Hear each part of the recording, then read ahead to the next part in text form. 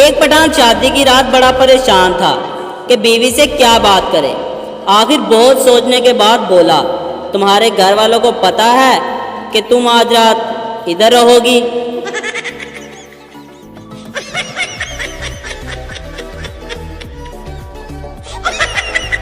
ایک ملنگ انگلینڈ گیا اور اس کا دوست اس کو نائٹ کلب لے گیا۔ نائٹ کلب میں جا کر خوب ناچا اور ناچتے ناچتے بولا، اوے کنجرو مینو اے تے دس دیو اے کیڑے بابے دا عرس ہے؟